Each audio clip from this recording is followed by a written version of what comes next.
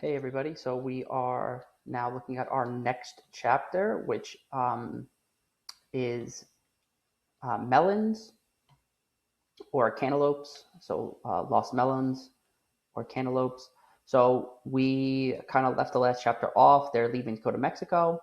They're on the train, right? We had the whole interaction with all the people that we talked. Last chapter talked about them being in like a car for peasants or poor people, which Esperanza really was not a fan of, and she was complaining about, and she seemed really upset about that. So that was all at the end of the last chapter. So finally, in this chapter starts. The train finally reaches the border between the United States and Mexico, and it stops in a city called Mexicali, where this is where they get off the train, and they have to get on these lines. And when they get on the lines, they notice that the nicer cars, the ones that Esperanza and her mom are used to traveling in, those people are getting on really short lines, and they get passed through immigration really quickly. Um, and Esperanza and Mama Hortensia, Miguel, and Alfonso, they're in one of those cars with the poorer people, and those lines are really long and they're smelly and hot. Um, and they have to get through immigration here. When they go to immigration, the immigration official, the person who is working for immigration, is going to be checking all their paperwork. He seems really scary. They ask a lot of questions. But Mama keeps telling them, everything's going to be okay. Their paperwork is all in order. They should have nothing to worry about. Um, so they get through immigrations, or at least Mama and Esperanza do, and they get a stamp on them that says, I'm sorry, on their papers on them, that says Mexican nationals, and then they're allowed to go through. Um, and then Esperanza and Mama are waiting for everybody else. They notice that there's a large group of people who are being like put onto a train that's headed back to Mexico. Mama explains here that these are people who maybe they didn't have the right paperwork, or their paperwork was like false, or they made up their own paperwork. Maybe they didn't have proof that they were going to be able to go work when they got to the United States. Um, and those people were put back on a train and sent to Mexico. It could have even been that, 3 out of the 4 people in the family, or a large number of their family, did get through, but because one of them was not allowed to pass through immigration, they decided that they were going to go back to Mexico together. So Esperanza and her mom are lucky that they've made it through immigration, because there's a large number of people who are put back on a train to go back to Mexico. And then Mama and Esperanza are waiting for Alfonso, Hortensia, Miguel, and eventually Hortensia comes. Um, but it's a long time before Miguel and Alfonso come, so they start to get worried. They actually get through customs and on to the next train right as the train is like pulling away. Um, and we find out that they said they needed to get water. They were watering something. And I'll tell you, we're going to find out more about what that is as we go forward. Um, they finally get off the train in Los Angeles, and they meet Alfonso's family. So Alfonso's brother Juan and his wife Josefina, and their children Isabel, and then the twins. Isabel's 8. She seems to know a whole lot about Esperanza already. It's probably because she has written letters back and forth with her family. Um, so she does know some information about Esperanza already.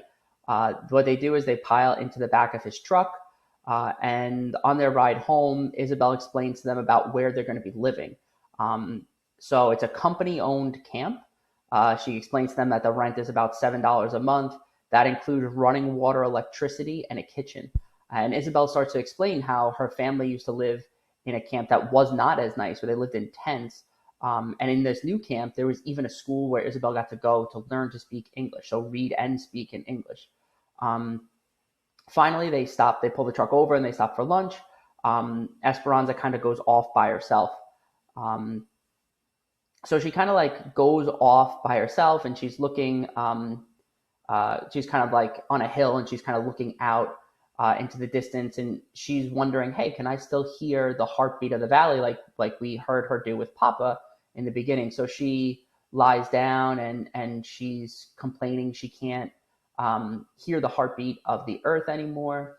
And then all of a sudden she starts to feel like she's floating towards the sky, and she can't feel like her connection to the earth, like she did in the beginning of the story. And then all of a sudden, she feels like she's falling, and then everything goes black.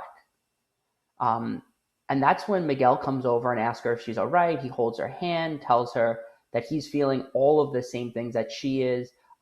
He tells her that he is also missing Esperanza's papa, um, and the ranch in Mexico, and like it's a big change for them. So there's a lot of things that are different for them, and it can definitely be overwhelming. Um, so they get back in the truck eventually, and they head towards the San Joaquin Valley, which is where they're going to be working. And they say it's like a really, really large stretch of farmland. Like as far as you can see into the distance is all farmland. It's pretty impressive.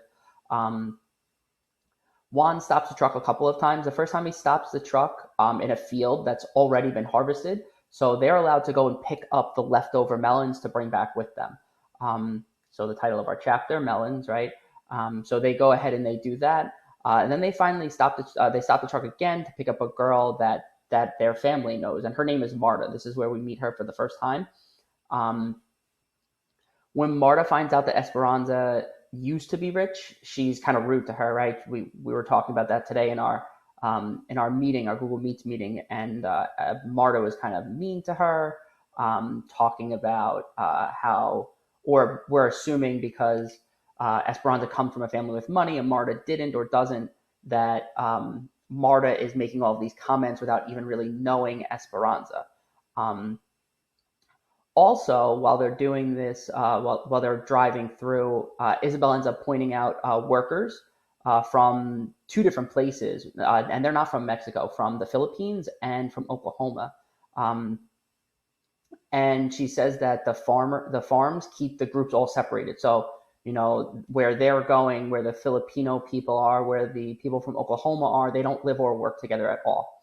And Marta starts talking about how the farm owners don't want the workers to come together, because if they come together, then the farm workers can start asking for more money and better housing, better conditions in general. And Marta starts talking about a strike.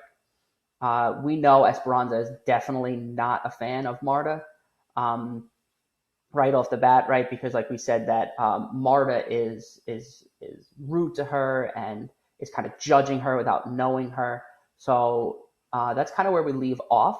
I'm going to tell you, Bryson actually brought it up today when we were talking about the Great Depression. This is where we're going to see a large part of that historical event coming into our story. So far we've seen, and I think Katie mentioned it today, we saw leftover feelings from the Mexican Revolution, and this might be why, or is most likely why, Marta is feeling that Esperanza is this rich girl and she knows what she's like and she knows what her family was like when they were in Mexico, and kind of like prejudging her before knowing her. And now we're going to start to see a little bit about the Great Depression, which again is something we did in the beginning to give you a little background on, and Bryson again touched on it today. So hopefully this summary helps you. My outfit will be different for last time. It's the last piece that I have for this one. All right, guys. So hopefully that helps you out. I hope you enjoy the story so far, and hopefully you like it as we go forward.